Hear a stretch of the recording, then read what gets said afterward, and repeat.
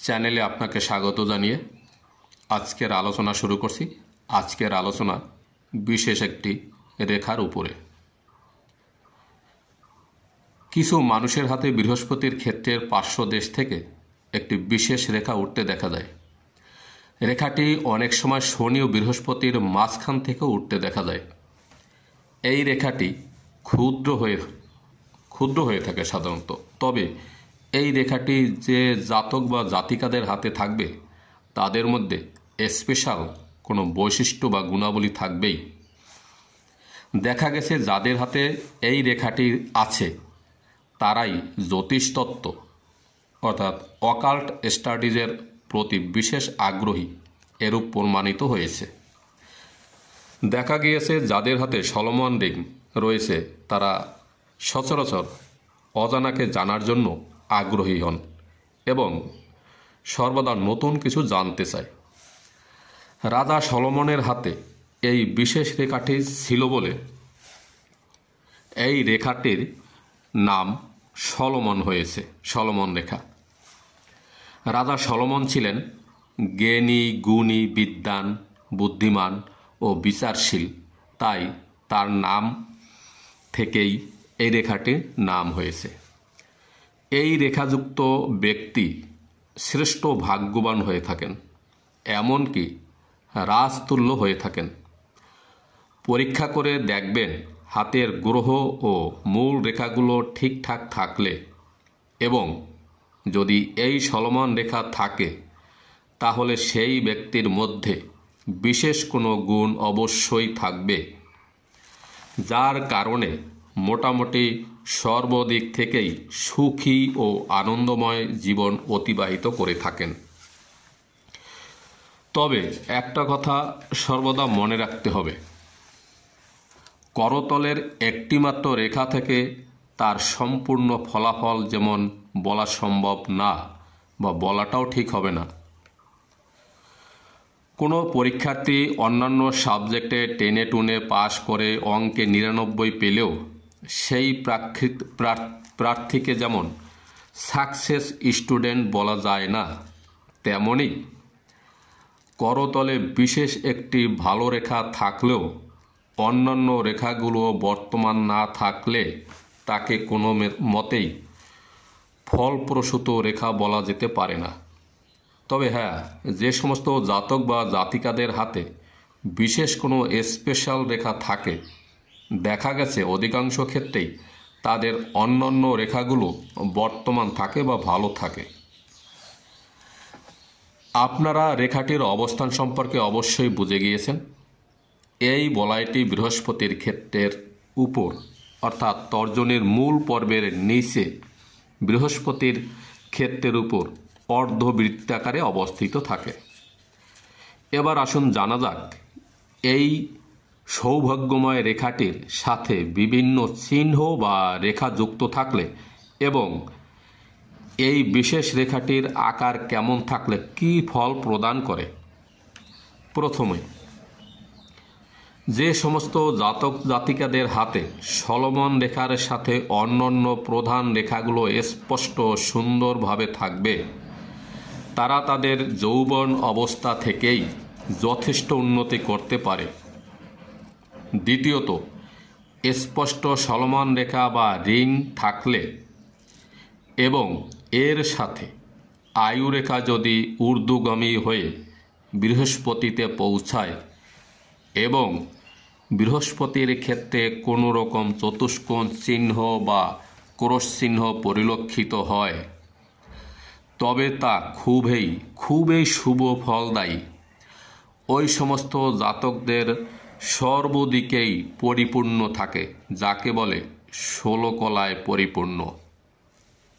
তৃতীয়ত, সলোমন বন্ধনী অর্ধবৃত্তাকারে না থেকে হৃদয় রেখার সমান্তরালে একটি সরল রেখার ন্যায় আকৃতি বিশিষ্ট হয় তবে সেই জাতক বিদ্বান, বুদ্ধিমান, শাস্ত্রজ্ঞ, জ্ঞানবান ও ভাগ্যবান মানুষ হিসাবে সমাজে মানুষের কাছে শ্রদ্ধার পাত্র হন।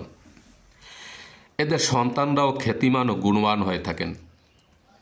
যে সমস্ত জাতকদের হাতে অন্যান্য প্রধান শুভ রেখাগুলোর সাথে চলমান রেখা থাকবে, তাদের সন্তানদের হাতেও দেখবেন, পর্যবেক্ষণ করে দেখবেন তাদেরও কারো না কারো হাতে চলমান রেখাটি রয়েছে।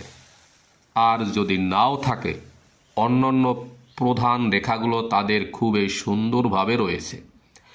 এই চলমান রেখাটি হৃদয় রেখার নিচেও হতে পারে, আবার উপরেও হতে পারে।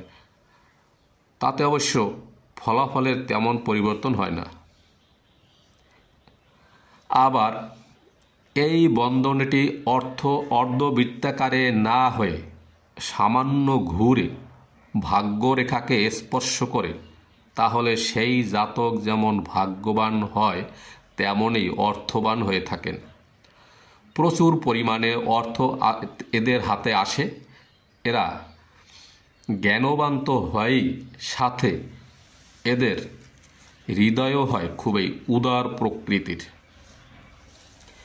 এই রেখাটি যদি ছোট বা ক্ষুদ্র রেখা, তবুও এরই মধ্যে যদি রেখাটি খণ্ডিত হয়, তাহলে জাতক ভাগ্যবান হয় বটে, কিন্তু এদের জীবনে বিভিন্ন সময় বাধা বিঘ্নের সম্মুখীন হতে হয়। তবে এদের সন্তানগণ গুণবান, খ্যাতিবান হয়ে থাকে এবং অর্থবানও হয়।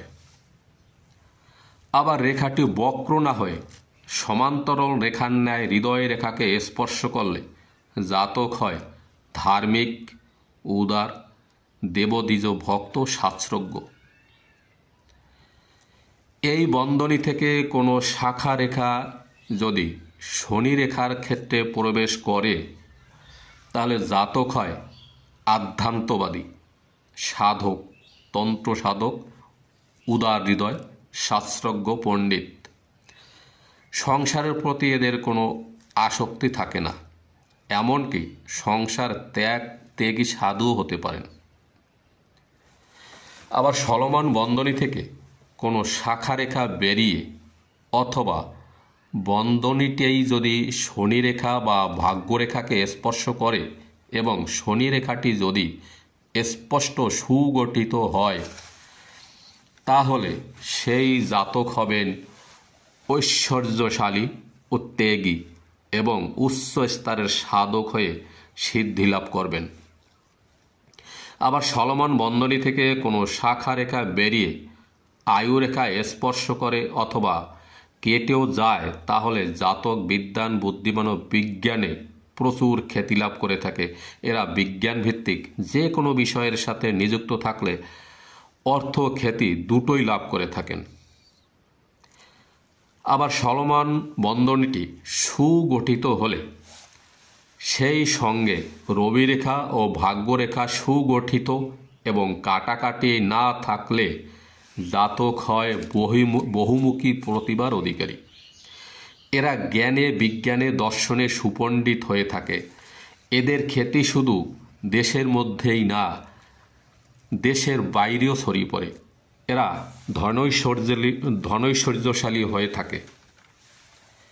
এই বন্ধনী বা রেখাটি ছোট হলেও এর যে কতটা ক্ষমতা বা সুফল রয়েছে, যার হাতে আছে সে তো বুঝতে পারবেই বা পারছেন। এটা যেন এই রেখাটি যেন করতলের একটি অ্যাটমিক পাওয়ার। প্রথমে বলেছিলাম, এই রেখা থাকলে সেই ব্যক্তি জ্যোতিষ তত্ত্বের উপর বিশেষ আগ্রহী হয়ে থাকেন। তবে কথা হলো, এই রেখা থাকলেই যে তিনি জ্যোতিষ হয়ে যাবেন তা কিন্তু নয়।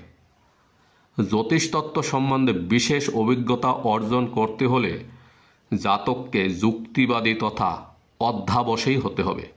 অতএব আঙ্গুল সমূহের অগ্রভাগ চতুষ্কোণ বা ভোঁতা ছুরির ন্যায় অর্থাৎ স্পেচুয়ালিট হওয়া বাঞ্ছনীয় এবং আঙ্গুলের গাঁটসমূহ প্রবর্ধিত হওয়া উচিত। তাহলে সেই ক্ষেত্রে উত্তম ফল পাওয়া যাবে। আজকের এই ভিডিওটি ভালো লেগে থাকলে আশা রাখছি একটি লাইক দেবেন এবং যিনি প্রথম আমার চ্যানেলটি দেখেছেন আপনাকে সুস্বাগতম। আশা রাখি পরবর্তী ভিডিও পেতে আমার চ্যানেলটি সাবস্ক্রাইব করে অল বেল বাটনটি ক্লিক করে রাখবেন। আর এখানে শেষ করছি, সকলের মঙ্গলময় জীবন প্রার্থনা করে নমস্কার।